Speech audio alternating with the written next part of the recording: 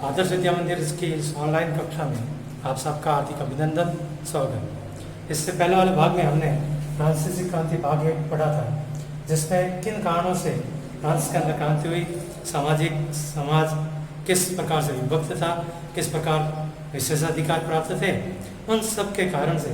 और जिस समय लुई 16वां फ्रांस की गद्दी पर बैठा था, उस समय फ्रांस की आर्थिक स्थिति काफ़ी दयनीय थी और उन सब के कारण से लुई 16वें को कर बढ़ाने पड़े, जिसके अंदर अपन देखते हैं राजकोष खाली था, अमेरिका के देशों के अंदर स्वतंत्र क्रांति में सहायता दी और वर्साई का महल, शानो शौकत, उन सब पर भी उन्होंने काफ़ी पैसा खर्च करता था। अब फ्रांस के अंदर जो कर बढ़ाने का प्रस्ताव है वो सम्राट अकेला नहीं कर सकता था। उसके लिए सम्राट को किसी एक प्रतिनिधि सभा होती थी जिसे स्टेट जनरल कहा जाता था। स्टेट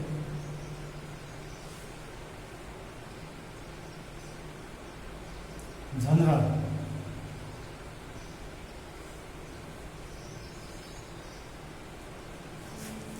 प्रतिनिधि सभा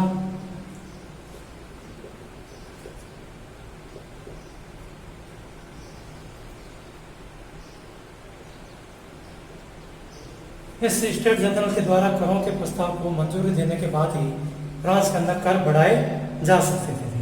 और इस स्टेट जनरल एक राजनीतिक संस्था होती थी जिसमें तीनों वर्गों की, प्रथम स्टेट पादरी वर्ग, द्वितीय स्टेट कुलीन वर्ग और तृतीय स्टेट जिसमें बड़े भूस्वामी थे, व्यवसायी थे, किसान थे, कारीगर थे, मजदूर थे, अदालती कर्मचारी थे या वकील थे, ये सब लोग उसमें सम्मिलित आते थे।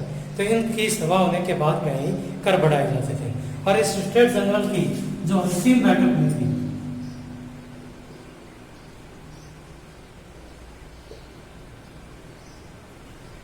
अंतिम बैठक 1614 के अंदर थी। अब इसके बाद में कोई बैठक हुई नहीं। तब लुई 16वें ने स्टेट जनरल की बैठक 5 मई 1789 को बुलाया।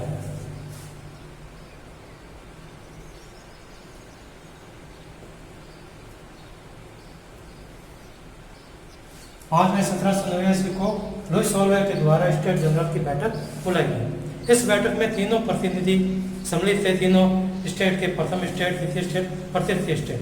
अब इन तीनों स्टेट के अंदर अपन देखें, जैसे प्रथम स्टेट और इसके सामने द्वितीय स्टेट के लोग,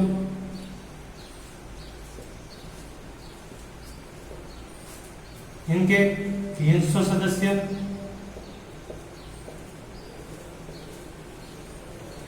द्वितीय स्टेट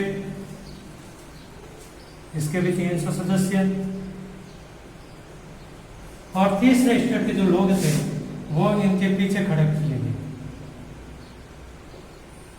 तृतीय स्टेट। और इस तृतीय स्टेट के लोगों की सदस्य संख्या थी 600। वर्साई के महल के अंदर एकत्रित हुए, उसको सजाया गया आलीशान तरीके से।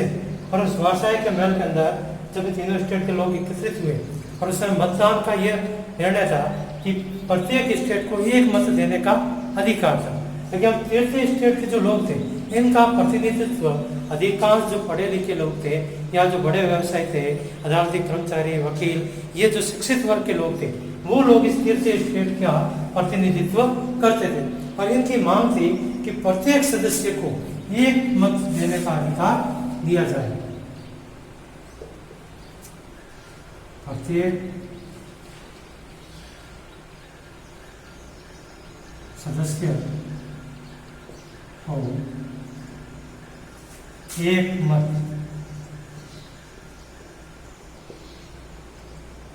देने की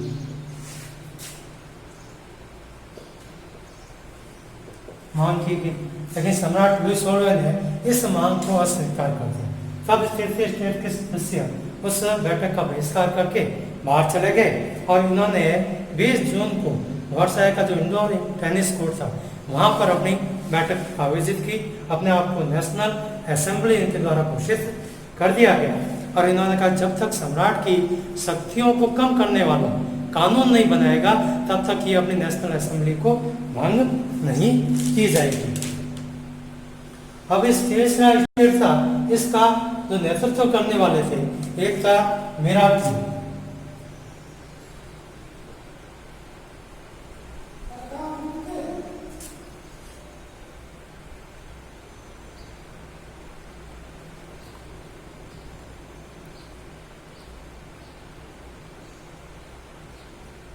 मेराबियो स्वयं कुलीन वर्ग का था, लेकिन सामंती अधिकारों का विरोधी था। दूसरा था आबेसिए,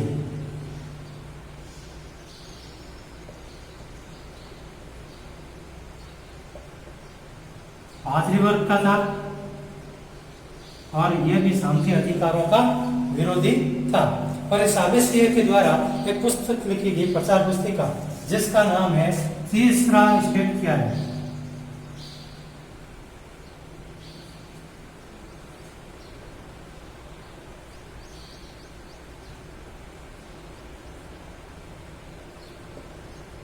ये प्रचार पुस्तिका इस आबेसिए के द्वारा लिखी गई। ये दोनों जिन्होंने तीसरे स्टेट का नेतृत्व किया, एक कुलीन वर्ग का था, एक पादरी वर्ग का था, लेकिन ये सामंती अधिकारों के खिलाफ थे। समाज के अंदर जो जनजात विशेष अधिकार थे, उनके खिलाफ इनके द्वारा कार्य किया जाता था।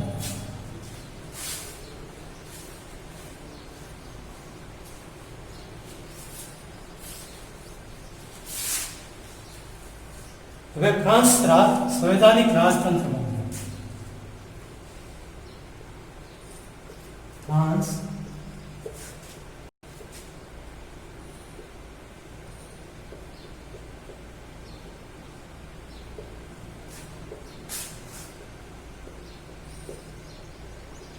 संवैधानिक राजतंत्र। अब जिस समय ये तीसरे स्टेट के द्वारा तो नेशनल असेंबली बनाई गई थी, इन्होंने 1791 को सिद्धांत का प्रारूप तैयार किया और इसमें ऐसी शक्तियों का वर्णन किया जो सम्राट की शक्तियों पर अंकुश लगा सके। इसके अलावा इन्होंने शक्तियों को 3 भागों में बांटा: कार्यपालिका,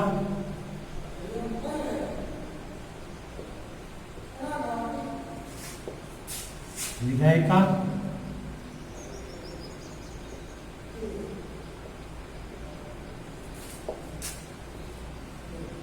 और न्यायपालिका।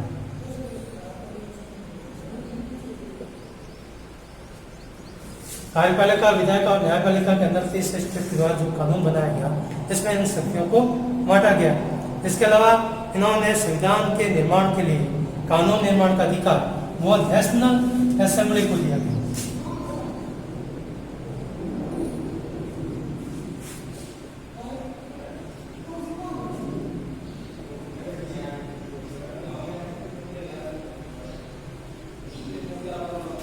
अधिकार नेशनल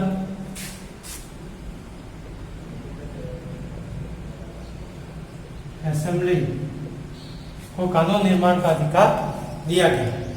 अब इसके लिए नागरिकों को मतदान का अधिकार दिया गया। नागरिक भी 2 प्रकार के, सक्रिय नागरिक और निष्क्रिय नागरिक।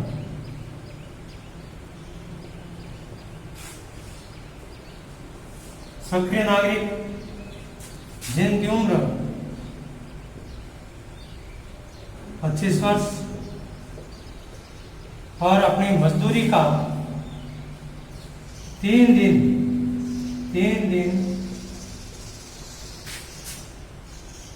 की मजदूरी के बराबर कर चुकाते हो, उन्हें सक्रिय नागरिक का अधिकार दिया गया। सभी पुरुष महिलाओं को इसमें कोई अधिकार नहीं दिया गया। संपत्तिहीन थे, उन्हें भी मतदान का अधिकार नहीं दिया गया। और यह जो मतदान समूह था, एक निर्वाचक मंडल का चयन करते थे और निर्वाचक मंडल के द्वारा आगे फिर चयन किया जाता था। और इनके द्वारा जो सम्राट था, न्यायपालिका थी, उनके ऊपर नियंत्रण रखने का कार्य किया जाता था। और संविधान के द्वारा पुरुष और नागरिक अधिकार एक घोषणा पत्र शुरू किया गया। इसमें जीवन का अधिकार, अभिव्यक्ति की स्वतंत्रता का अधिकार और सबके अंदर यह कानून के दृष्टि से बराबर मानने का अधिकार, ये नैसर्गिक और अहरणीय अधिकार बनाया गया, यानी कि प्राकृतिक और कानून के द्वारा दिया गया अधिकार माना गया। अब जिस समय नेशनल असेंबली संविधान का प्रारूप तैयार कर रही थी, उस समय पूरे फ्रांस के अंदर एक अराजकता का माहौल था, जनता आंदोलित थी। उस समय कर बढ़ा दिए गए थे, मजदूरी कम मिल रही थी, गरीब और अमीरों के अंदर काफी खाई बढ़ती जा रही थी, पाव रोटी की कीमतें बढ़ गई थी। इस कारण से लोगों को खाद्य पदार्थ प्राप्त नहीं हो पा रहे थे और जो फैक्ट्री मालिक थे वो जमाखोरी करने लग गए थे। इस कारण से आंदोलन जो लोग थे उन्होंने दुकानों पर हमला कर दिया, दुकानों को लूटना प्रारंभ कर दिया। दूसरी तरफ सम्राट के द्वारा पेरिस के अंदर सेना को प्रवेश करने का आदेश दे दिया गया, गोलियां चलाने का आदेश दे दिया गया।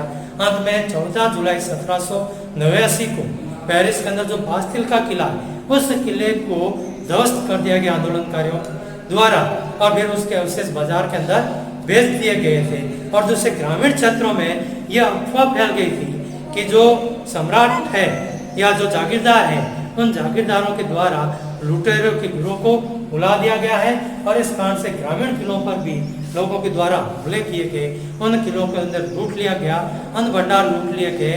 इसके अलावा उन किलों के अंदर जो लगान संबंधित दस्तावेज थे, उन दस्तावेजों को जला दिया गया और इस प्रकार से फ्रांस के अंदर क्रांति हुई और इस कारण से सम्राट को झुकना पड़ा, कुलीन वर्गों को अपनी जागीरों को छोड़कर भागना पड़ा, दूसरे पड़ोसी देशों में शरण लेनी पड़ी। अब इसके परिणाम क्या हुआ? एक तो लुई 16वें की शक्तियों पर अंकुश लगाया गया, सम्राट पर संविधान का अंकुश लग गया। फिर 4 अगस्त 1789 को नेशनल असेंबली द्वारा कर्तव्यों और बंधनों वाली जो शांति व्यवस्था है, उस व्यवस्था को समाप्त कर दिया गया। जो कुलीन वर्ग है, पादरी वर्ग है, इनके जो विशेषाधिकार थे, उन विशेषाधिकारों को भी समाप्त कर दिया गया।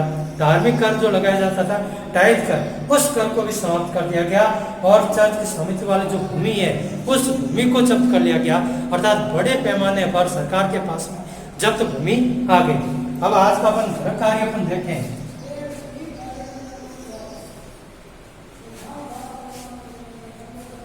घर कार्य देखिए, पहला प्रश्न, घर कार्य क्रमांक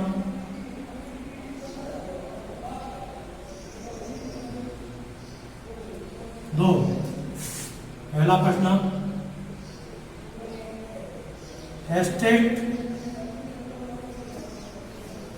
जनरल की अंतिम बैठक कब हुई?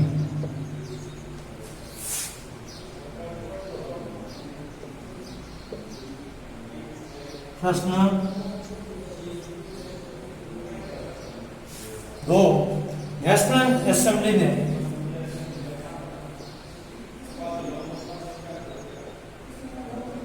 नेशनल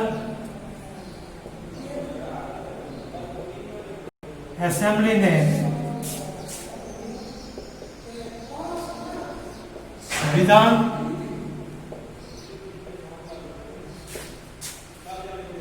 का प्रारूप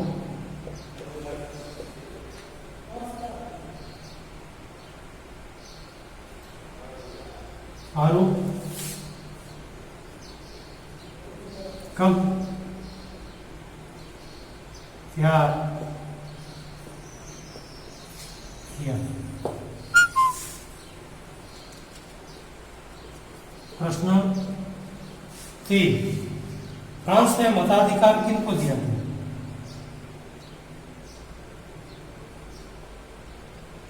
मैं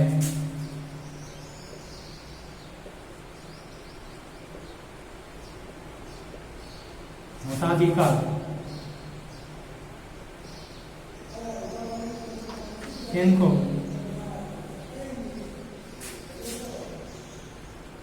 दिया